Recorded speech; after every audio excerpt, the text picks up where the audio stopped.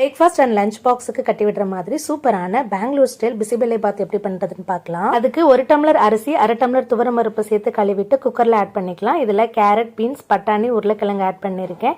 இது கூட உப்பு கொஞ்சம், 1 ஸ்பூன் எண்ணெய் விட்டுட்டு 4 டம்ளர் அளவுக்கு தண்ணி விட்டு 3 விசில் வச்சு குக்கர்ல எடுத்து வச்சுக்கலாம். இப்போ ஒரு கடாயில 2 ஸ்பூன் எண்ணெய் விட்டு கடுகு, உளுந்த பருப்பு, பெருங்காயத்தூள், நிலக்கடலை, காஞ்ச மிளகாய், கருவேப்பிலை, வெங்காயம் போட்டு நல்லா வதக்கிக்கலாம்.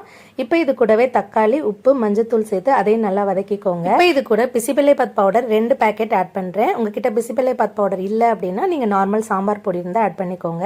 இது கூட கொஞ்சம் புளிக்கரைசலும் தேவையான அளவு தண்ணியும் சேர்த்து நல்லா கொதிக்க விட்டுறலாம். இப்ப குக்கர்ல பிரஷர் போனதும் நம்ம வேக வச்ச காய்கறி சாதத்தை நல்லா மசிச்சு விட்டுட்டு ரெடி பண்ணி வச்சிருக்க பிசிபெல்லை பாத் மசாலாவும் ஆட் பண்ணிட்டு ஸ்டவ் ஆன் பண்ணிட்டு அது மேல வச்சுட்டு தேவையான அளவு தண்ணி சேர்த்து இந்த கன்சிஸ்டன்சி ஆகுற அளவுக்கு வச்சுக்கோங்க. இது கூட கடைசியா கொஞ்சம் கொத்தமல்லியும் நெய்யும் போட்டு நல்ல ஒரு மிக்ஸ் கொடுத்து லாஸ்டா காரப்பூந்தி தூவி சாப்பிட்டோம் அப்படின்னா சூப்பரா இருக்கும். ட்ரை பண்ணி பாருங்க.